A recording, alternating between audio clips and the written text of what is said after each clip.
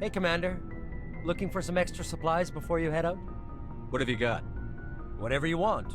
Armor, weapons, mods. It's not standard Alliance issue, but that's not necessarily a bad thing. Well, as long as you don't mind paying for it. Why should I pay you for my weapons and armor? My stuff doesn't come from the Alliance. I have to purchase it myself, and it's not cheap. Licenses alone have set me back more than I'd like. But no licenses, no goods. Without the goods, I'm out of a job. Let's see what you've got. You bet, Commander.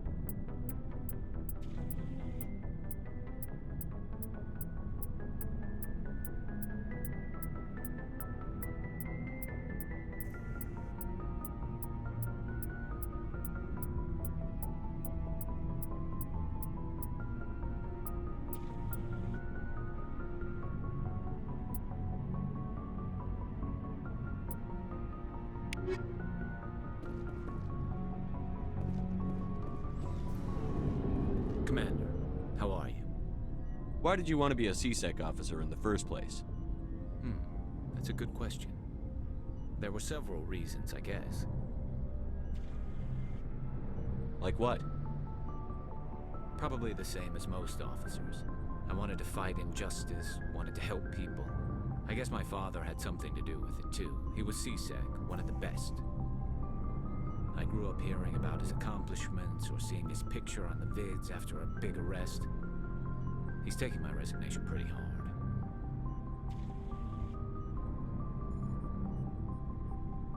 That's tough, but you'd think he'd be impressed you're going after Saren.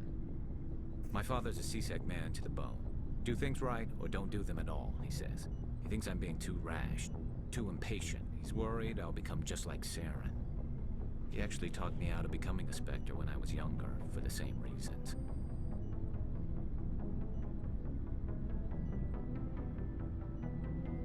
You were asked to be a Spectre?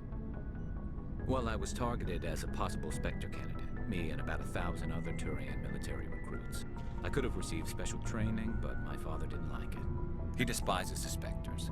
He hates the idea of someone having unlimited power with no accountability. He wouldn't like you, Commander. No offense.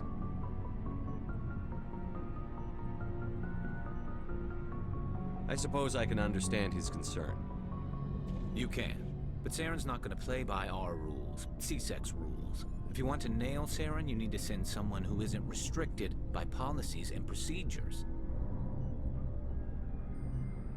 You're a quick learner, Garrus. We'll beat him at his own game. It's the only way to stop someone like him. I'm right behind you, Commander.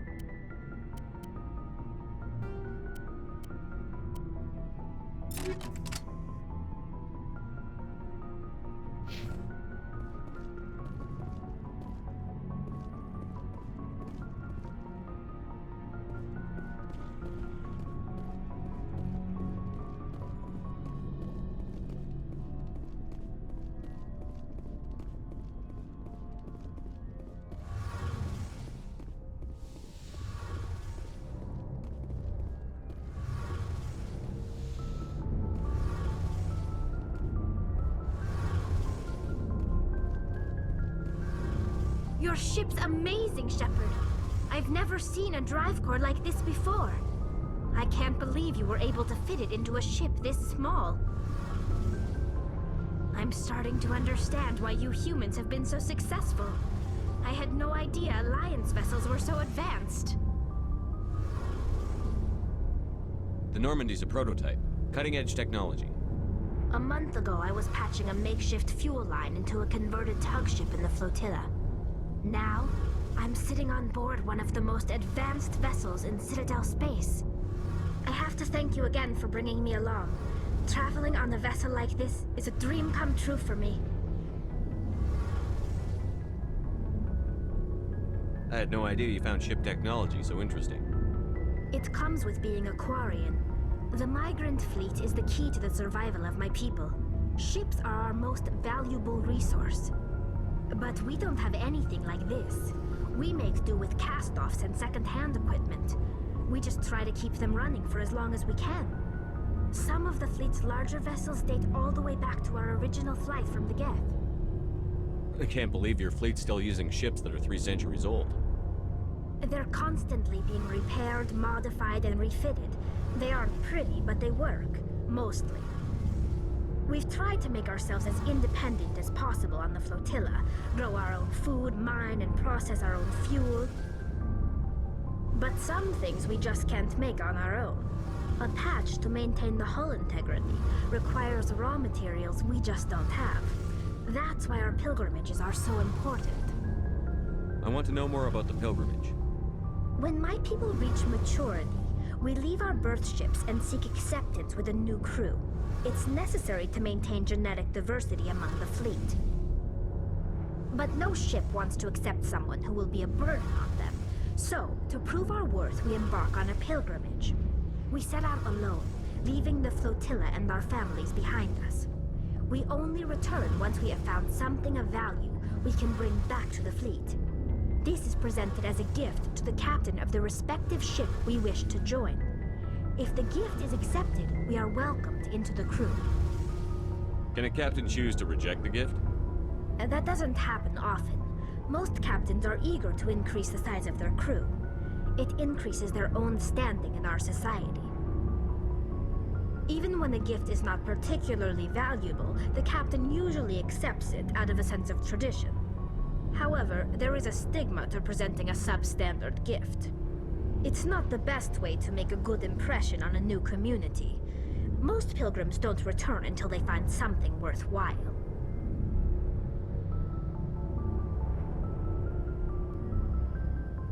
I can't believe they just send you off alone.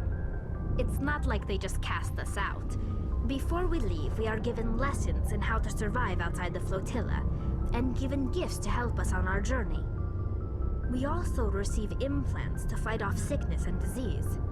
Generations of living in an isolated and highly controlled environment have left our immune systems weaker than most. By the time we leave the fleet, we are well equipped for the pilgrimage.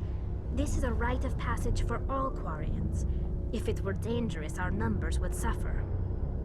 Virtually every pilgrimage ends with a triumphant return and the ritual presentation of the gift to one of the fleet's captains. I want to talk about something else. Like what? Tell me about your people. Our lives aren't easy. Resources are scarce, and we are constantly on the move. Everything we do must in some way contribute to the continuation of the migrant fleet. There are 17 million Quarians in the flotilla, and each of us relies on the others for survival. The bonds among my people are strong. Unfortunately, we have had to surrender many of the freedoms and civil liberties other species take for granted. What kind of freedoms? Well, it's illegal for parents to have more than one child. If our population grows too much, it would strain our resources to their breaking point. Of course, we also can't allow our numbers to become too few. If our population is in decline, the rule against single births is temporarily repealed. In extreme cases of population decline, incentives are even offered to encourage multiple births, though the Conclave hasn't had to take such measures in nearly a century.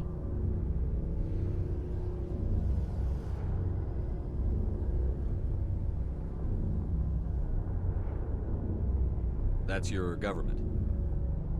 The Conclave is our civilian branch of government.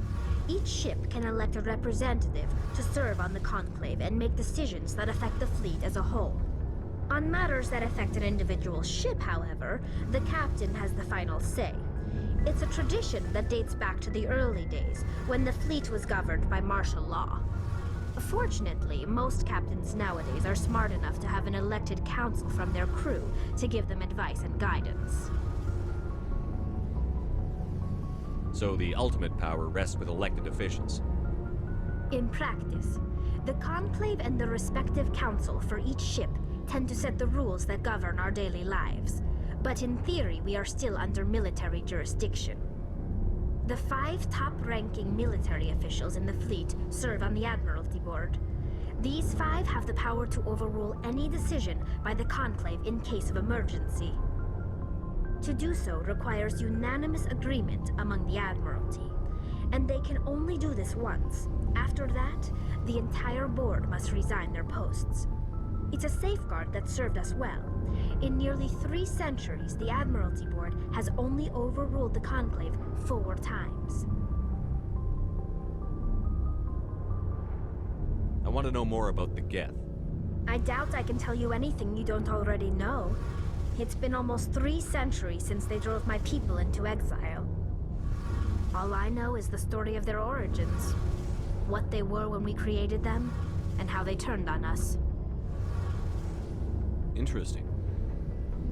The Geth were originally created to serve as an automated manual labor force. Initially, their intelligence was as limited as any VI. Over time, we made small modifications to their programming to allow them to perform more varied and complex tasks, bringing them closer and closer to true AI status.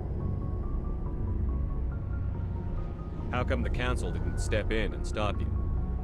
This wasn't true AI research. We may have been skirting the bounds of the law, but we never did anything that was actually illegal. The changes were so insignificant, so gradual, that we were able to control them. Or so we thought. But one thing we underestimated was the power of the neural network. A million Geth thinking simultaneously created an inherently unstable matrix. So, the Geth share brain power? Many of the Geth's logic systems were designed to work in concert with other nearby Geth. Basically, the more of them you have in a group, the smarter they are. So there's some sort of group consciousness? No, nothing like that. They cannot share sensory data or information. Their programming cannot handle that much simultaneous input. Each Geth maintains an individual awareness and identity. The neural network only operates on a process-based level. It's basically the synthetic equivalent of a subconscious. But when they're in close proximity, they can coordinate low-level functional processes, freeing up more capacity for original or independent thought. That doesn't make any sense. I'm probably oversimplifying. The Geth are incredibly advanced and complex creations.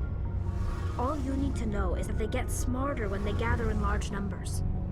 As we built more and more Geth, their effective intelligence became more sophisticated, more abstract. One day, a Geth began to ask its Quarian overseer questions about the nature of its existence. Am I alive? Why am I here? What is my purpose? As you can imagine, this caused a near panic among my people. I don't see what's so bad about those questions. The Geth were created to engage in mundane, repetitive, or dangerous manual labor. That's fine for machines, but it won't satisfy a sentient being for long. The Geth were showing signs of rudimentary self-awareness and independent thought. If the Geth were intelligent, then we were essentially using them as slaves. It was inevitable the newly sentient Geth would rebel against their situation. We knew they would rise up against us, so we acted first. A general order went out across all Quarian-controlled systems to permanently deactivate all Geth. The Geth responded to this order violently.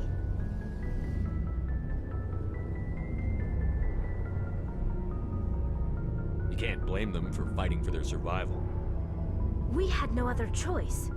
The Geth were already on the verge of revolution. By acting quickly, we had a chance to end the war before it began. The hope was that most of the Geth would still be little more than machines, incapable of organized resistance. But they had progressed much further than anyone anticipated. The war was long and bloody. Millions upon millions of Quarians died at their hands. In the end, we were forced to flee our own homeworld. We feared the Geth would pursue us, but they never came beyond the Veil. Now we drift through space, exile searching for a way to reclaim what was once ours.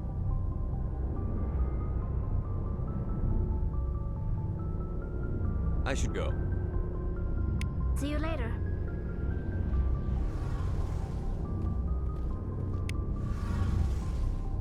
Hey, Commander, you know that Quarian, Tally?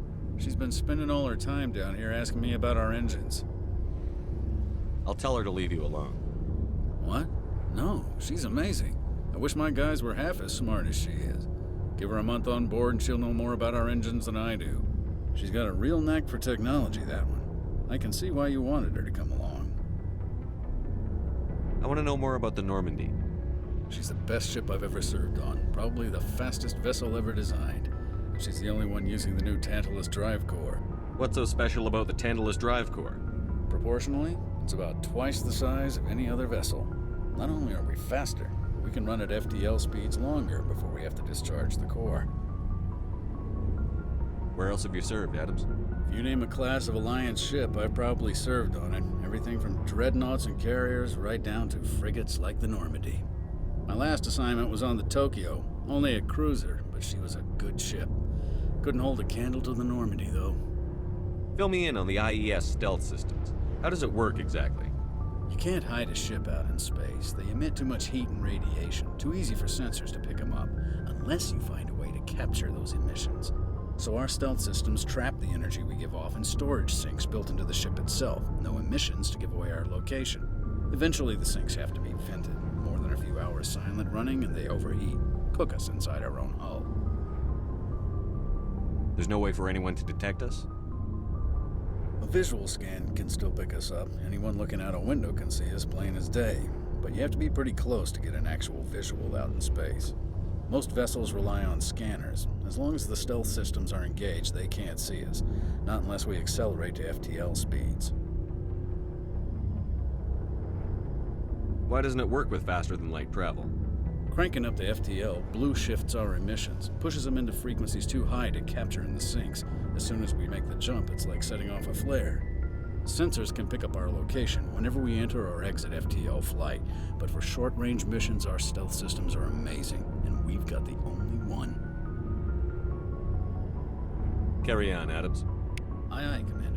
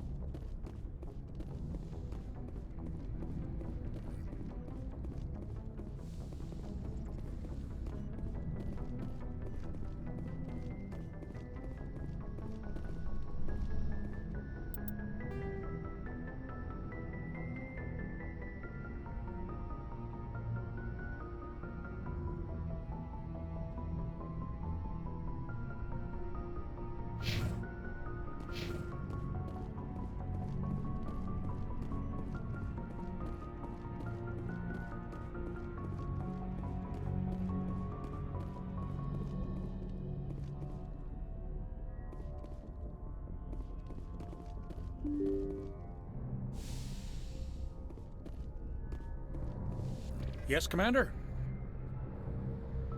Carry on, Presley. Yes, sir.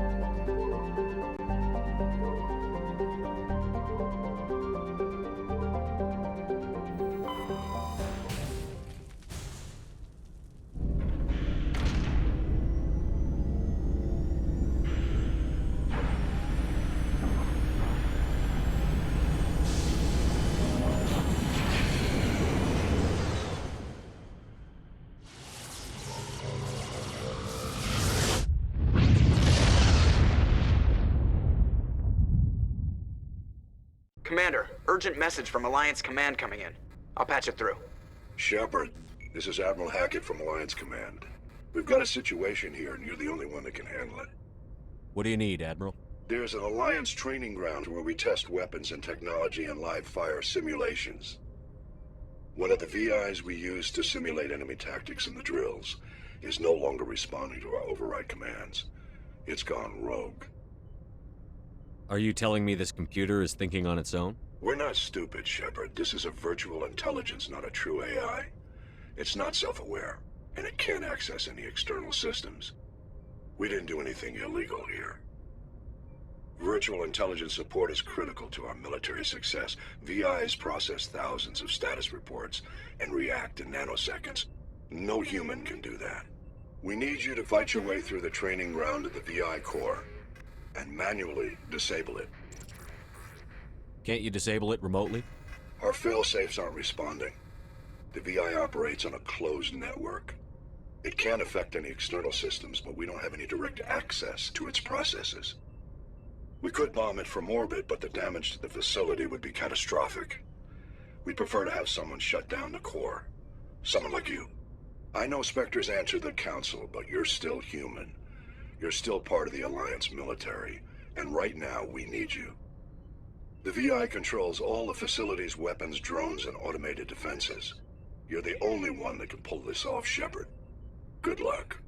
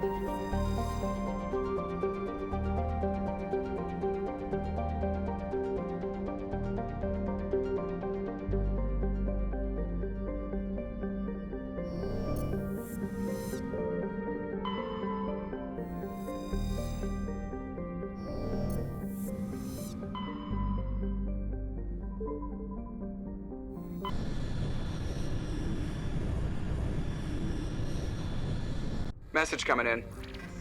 Patching it through. Commander Shepard, my name is Nasana Dantius.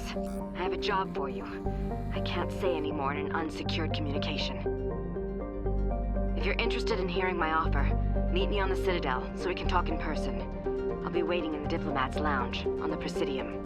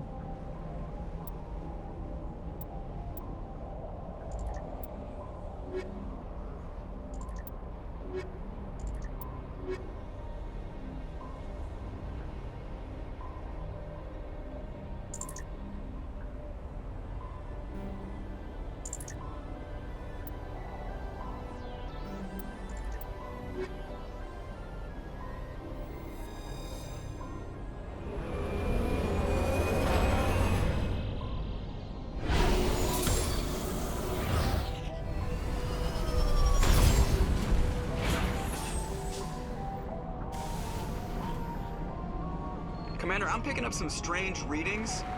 Really strange, like off the damn charts. It looks like it's coming from an underground complex a few clicks away from the drop zone.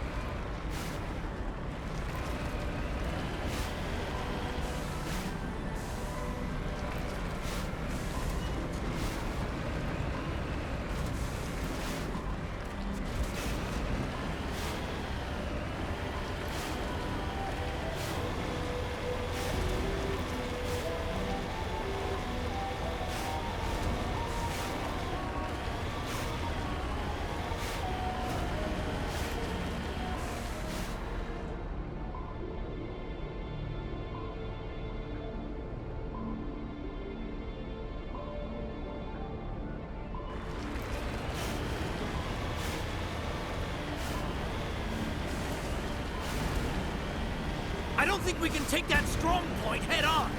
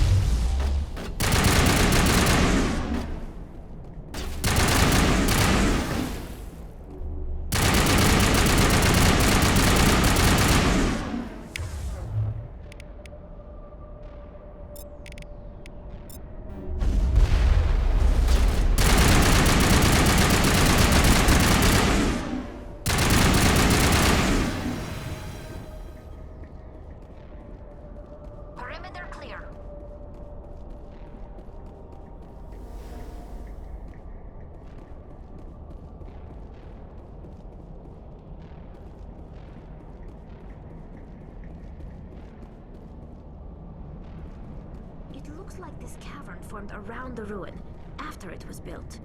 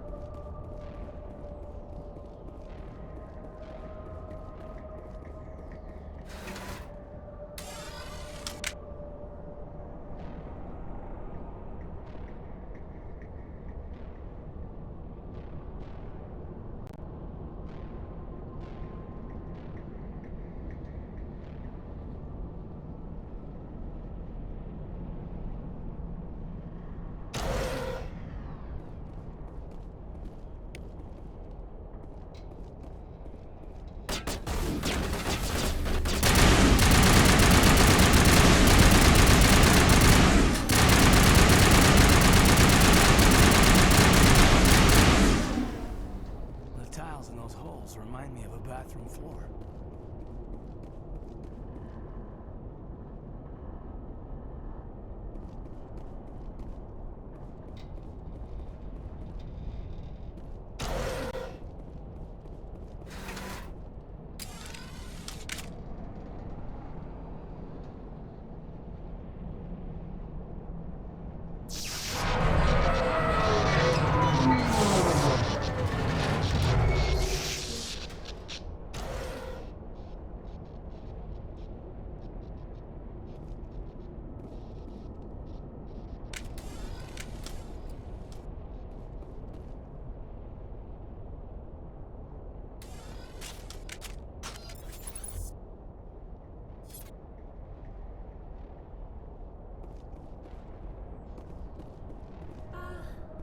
Hello?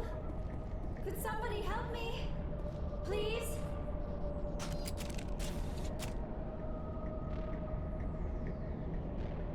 Can you hear me out there? I'm trapped. I need help. Liara Tassoni, I presume. Thank the goddess. I did not think anyone would come looking for me. Listen, this thing I'm in is a Prothean security device. I cannot move, so I need you to get me out of it, all right? How'd you end up in there? I was exploring the ruins when the Geth showed up, so I hid in here. Can you believe that? Geth beyond the veil! I activated the tower's defenses. I knew the barrier curtains would keep them out. When I turned it on, I must have hit something I wasn't supposed to. I was trapped in here. You must get me out, please! Your mother is working with Saren. Whose side are you on? What? I am not on anybody's side. I may be Benezia's daughter, but I'm nothing like her. I have not spoken to her in years. Please, just get me out of here. We just need to figure some way past this energy field. It's a Prothean barrier curtain. I knew it would keep me safe from the Geth. When I turned it on, I must have hit something I wasn't supposed to. I was trapped in here. You must get me out, please. Any suggestions on how we can help? There is a control in here that should deactivate this thing. You'll have to find some way past the barrier curtain. That's the tricky part. The defenses cannot be shut off from the outside. I don't know how you'll get in here. Be careful. There is a Krogan with the Geth. They have been trying different ways to get past the barrier.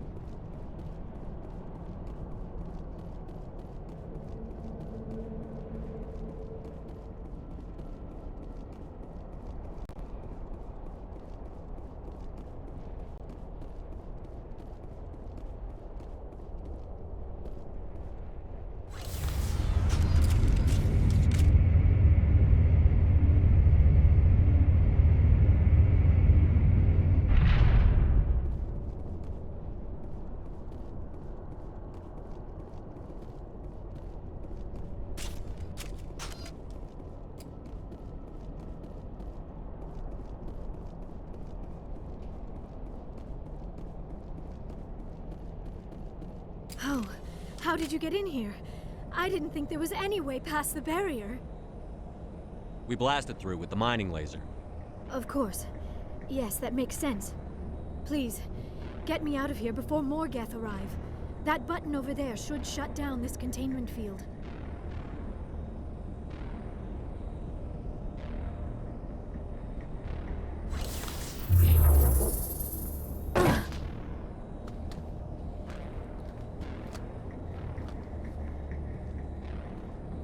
Any idea how we get out of this place? There is an elevator back in the center of the tower. At least I think it's an elevator. It should take us out of here. Come on! I still cannot believe all this. Why would the Geth come after me? Do you think Benezia's involved? Saren's looking for the conduit. You're a Prothean expert. He probably wants you to help him find it. The conduit, but I don't know. What the hell was that? These ruins are not stable. That mining laser must have triggered a seismic event. We have to hurry. The whole place is caving in. Joker, get the Normandy airborne and lock in on my signal. On the double, mister. Aye, aye, Commander. Secure and away. ETA 8 minutes. He needs to move faster.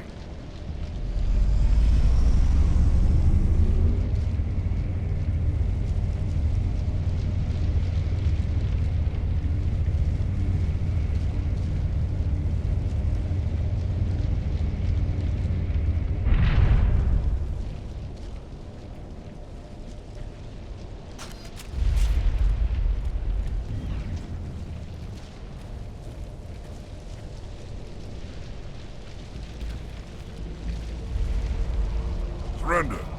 Or don't. That would be more fun.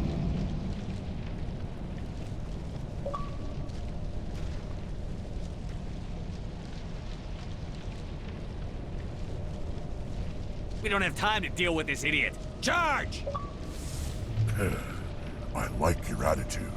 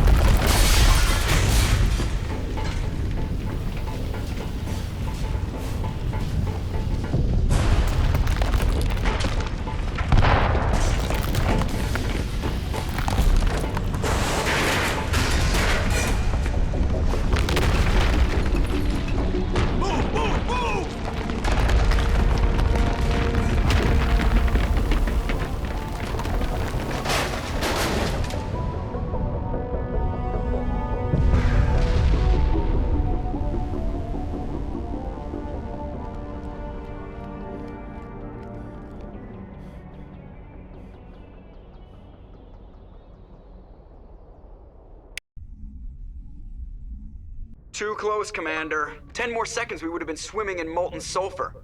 The Normandy isn't equipped to land in exploding volcanoes. They tend to fry our sensors and melt our hull. Just for future reference. We almost died out there and your pilot is making jokes? It's a coping mechanism. You'll get used to it. I see. It must be a human thing. I don't have a lot of experience dealing with your species, Commander. But I am grateful to you. You saved my life back there, and not just from the volcano. Those Geth would have killed me or dragged me off to Saren. What did Saren want with you? Do you know something about the conduit? Only that it was somehow connected to the Prothean extinction. That is my real area of expertise. I have spent the past 50 years trying to figure out what happened to them. How old are you exactly? I hate to admit it, but I am only 106. Damn! I hope I look that good when I'm your age. A century may seem like a long time to a short-lived species like yours, but among the Asari, I am barely considered more than a child. That is why my research has not received the attention it deserves. Because of my youth, other Asari scholars tend to dismiss my theories on what happened to the Protheans. Did your research turn up anything interesting? What is interesting is what I did not turn up. There is remarkably little archaeological evidence of the Protheans, and even less that might explain why they disappeared. It is almost as if someone did not want the mystery solved. It is like someone came along after the Protheans were gone and cleansed the galaxy of clues. But here is the incredible part. According to my findings, the Protheans were not the first galactic civilization to mysteriously vanish. This cycle began long before them. Where'd you come up with this theory? I thought there wasn't any evidence. I have been working on this for 50 years. I have tracked down every scrap and shred of evidence. Eventually, subtle patterns start to emerge, patterns that hint at the truth. It is difficult to explain to someone else. I cannot point to one specific thing to prove my case. It is more a feeling derived from a half-century of dedicated research. But I know I'm right, and eventually I will be able to prove it. There were other civilizations before the Protheans. This cycle has repeated itself many times over. What cycle? What are you talking about? The galaxy is built on a cycle of extinction. Each time a great civilization rises up, it is suddenly and violently cast down. Only ruins survive. The Protheans rose up from a single world until their empire spanned the entire galaxy. Yet even they climbed to the top on the remains of those who came before. Their greatest achievements, the mass relays and the Citadel, are based on the technology of those who came before them. And then, like all the other forgotten civilizations throughout galactic history, the Protheans disappeared. I have dedicated my life to figuring out why. They were wiped out by a race of sentient machines. The Reapers. The Reapers? But I have never heard of. How do you know this? What evidence do you have? There was a damaged Prothean beacon on Eden Prime. It burned a vision into my brain. I'm still trying to sort out what it all means. A beacon? Yes, that makes sense. But the beacons were not programmed to interact with human physiology. I am surprised you were able to make any sense of it at all. It's just a bunch of random images, even after I got the cipher. The cipher?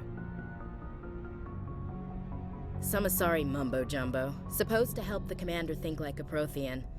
I don't know if it worked, though. The cipher altered my perception of the visions, but it's subtle. I still can't make sense of what I'm seeing. And this was something another Asari did to you? Commander, with your permission, I would like to try something. You were touched by the beacon. The visions are locked away inside your mind. One of my people gave you a deeper understanding of the visions, but you still cannot put all the pieces of the puzzle together. I might be able to help you. What do you have in mind? Like the Asari who gave you the cipher, I can join my consciousness to yours. Maybe my knowledge of the Protheans will help clarify your vision. It's worth a shot.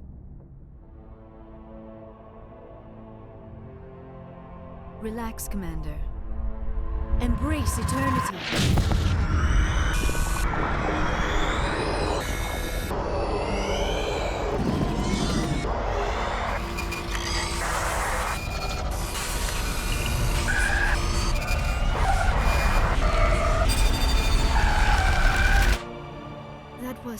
Incredible. All this time, all my research, yet I never dreamed.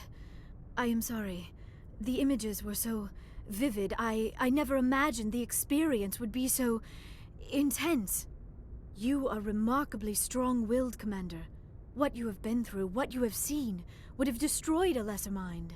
Come on, get to the point. What'd you see? The beacon on Eden Prime must have been badly damaged. Large parts of the vision are missing. The data transferred into the Commander's mind is incomplete. What's our next move? Saren knew you were touched by the beacon on Eden Prime. He probably came after me because he feared I could help you understand it. I was able to interpret the data relayed through your vision, what was there at least, find the missing portion, and I am confident I can put all the pieces together. Good to have you on the team, Liara. Thank you, Commander. I am very grateful. Oh, I am afraid I am feeling a bit lightheaded. When was the last time you ate? Or slept? Dr. Chakwa should take a look at you. It is probably just mental exhaustion, coupled with the shock of discovering the Prothean's true fate. I need some time to process all this. Still, it could not hurt to be examined by a medical professional. It will give me the chance to think things over. Are we finished here, Commander? Go see the doctor. The rest of you, dismissed. Mission reports are filed, Commander. You want me to patch you through to the Council? Patch him through, Joker. Setting up the link now, Commander. We've received your report, Commander. I understand Dr. Tassoni is on the Normandy. I assume you're taking the necessary security precautions. Liara's on our side. The Geth were trying to kill her. Benezia would never allow Saren to kill her daughter. Maybe she doesn't know. Or maybe we don't know her. We never expected she could become a traitor. At least the mission was a success. Apart from the utter destruction of a major Prothean ruin. Was that really necessary, Shepard? The Geth were crawling all over those ruins. We were lucky to make it out alive. Of course, Commander. The mission must always take priority. Good luck, Commander. Remember, we are all counting on you.